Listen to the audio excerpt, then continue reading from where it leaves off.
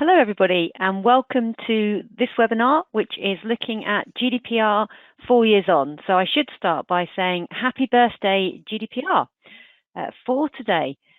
Today's presenters, my name's Lisa Dargan. I'm a director at URM and I'm joined by one of URM's senior privacy consultants, Stuart Skelly, who will be leading most of today's presentation.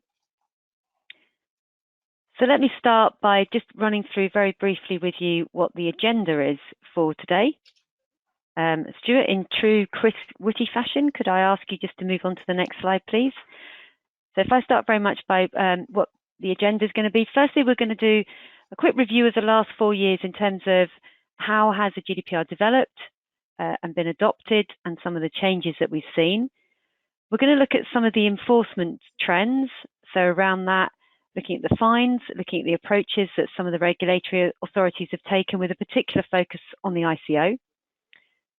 We're going to take a look at what we see in our role as consultants and trainers in terms of the areas of non-compliance and the areas that people struggle with.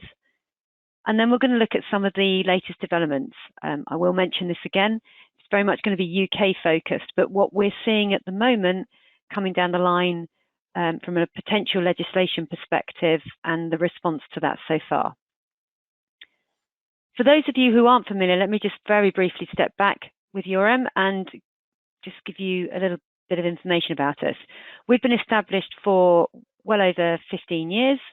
Our experience is information security, data protection, business continuity and risk. And we have a team of data protection consultants. Some are dual data protection information security consultants, some very focused on data protection privacy, as is Stuart.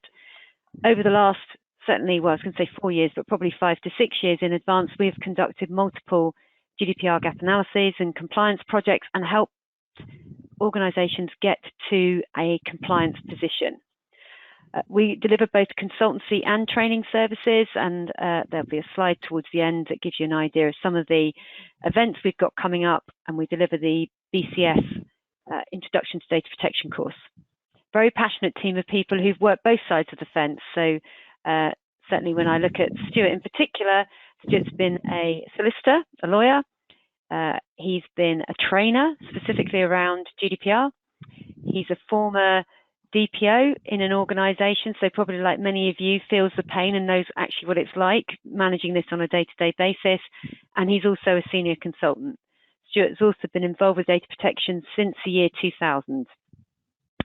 So Stuart, let me hand over to you and we will start now with a review of the last 4 years. Thank you, Lisa. As we start our review of the last 4 years, it's worth reminding ourselves of the intentions and the quite radical ambitions of the GDPR, whether or not the regulations achieved all or any of these early objectives and aspirations we'll consider later in the seminar. The GDPR was intended to modernise and harmonise European data protection legal systems and to make personal data processing, both in the EU and affecting people in the EU, wherever in the world that processing took place, fit for the 21st century.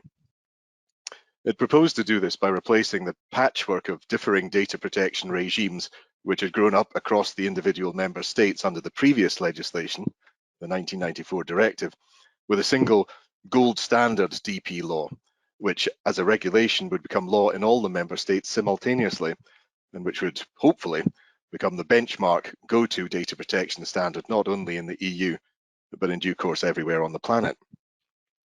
And a benchmark law, moreover, which would equip people to meet the sorts of challenges and hazards posed by 21st century processing of their data, a shield for the privacy of all individuals in the EU.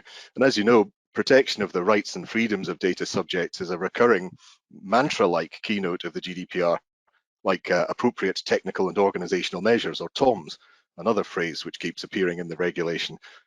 So you can't fault the European Commission and Parliament for their ambition. How did the GDPR go about this noble endeavour? Well, for such a bold piece of legislation, the first thing to say about it is that it's admirably concise, not something that you often hear said about the GDPR. In its 99 compact articles, it reorganises and restates a lot of what the previous directive had to say and then builds on it by introducing the concept of global extraterritorial reach, affecting organisations which process the personal data of people in the EU gathered in certain ways, wherever they are based and wherever that processing takes place in the world, a first for any data protection law anywhere. The GDPR was a true trailblazer.